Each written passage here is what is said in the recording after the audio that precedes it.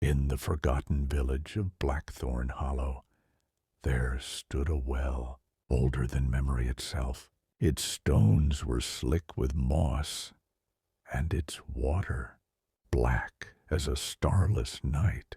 The villagers whispered its name with unease. They called it the Echo Well, but not because it repeated voices. No, it echoed something far worse. It echoed the future screams of those who dared to disturb it. No one knew who had dug it. No one dared to seal it, and no one ever lingered too close when the wind howled through its throat. The elders always warned, "Throw a pebble, and you'll hear what the well has seen." Most villagers obeyed, most, but not all. One evening, when the sky was burning with shades of purple and red, a curious girl named Lyra crept toward the well. Her heart was restless, her mind full of questions no one dared to ask. In her palm rested a smooth river stone. "Just one," she whispered to herself. She leaned over the well's mouth and dropped it. The stone fell, and fell, and fell. Then a scream. Not her imagination, not an echo. It was her own voice. "Please, don't let it take me. Help!" And then silence.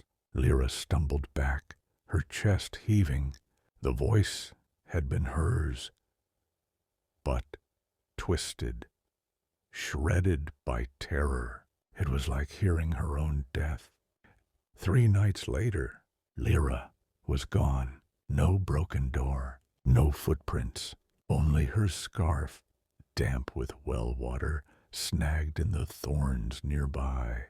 The villagers barred their doors. The elders whispered of the hollow ones, ancient creatures said to live deep inside the well, feeding on those who listened too closely. But one boy refused to accept her fate. Her younger brother, Kyle. That night, when the village slept, Kyle took a lantern and a rope and walked to the Echo Well. His voice shook, but he called out anyway. "Lyra!" Only silence answered. His hand trembled as he dropped a stone. The well hissed. Then a voice, desperate, terrified, rose from the depths. "Kyle, don't look down! Don't look!" It was his sister's voice, but the sound wasn't coming from below. It was coming from inside the walls of the well itself. With his lantern dimming, Kyle tied the rope and began to climb down. The air was damp, the stones wept moisture, and the deeper he went, the more he smelled it. Rot and something alive. Then he froze. Hands, dozens of pale hands pressing out through the stones, clawing, scratching, trapped behind invisible glass, some small and bony, some skeletal, some still fresh, with torn nails and bleeding fingertips. And one hand, frantic, trembling, was Lyra's. Her face pressed against the stone. Her mouth was open in a silent scream. Behind her, shadows moved, long-limbed, smiling. Kale's stomach turned to ice. The well wasn't showing echoes of the future. It was showing its collection. Every scream ever dropped into the darkness had been stolen. Every voice trapped. Then the whisper came. A voice not human, smooth as oil, cold as stone. "Pull her free," it hissed. But the well must be fed. Kale's grip trembled. He understood the price. A life for a life. Above him, dawn was breaking. The village would soon stir awake.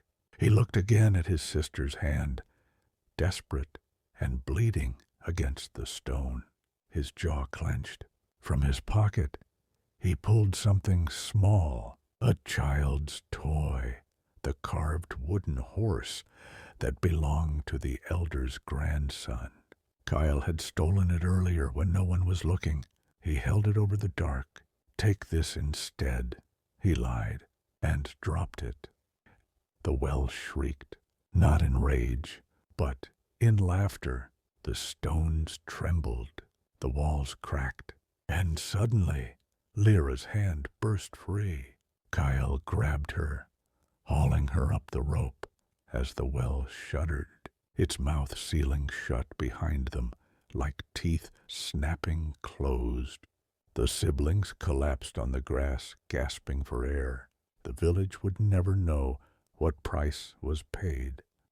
Lyra never spoke of what she saw inside, but sometimes at dusk she would press her ear to the ground, listening, and soon a new warning passed through Blackthorn Hollow.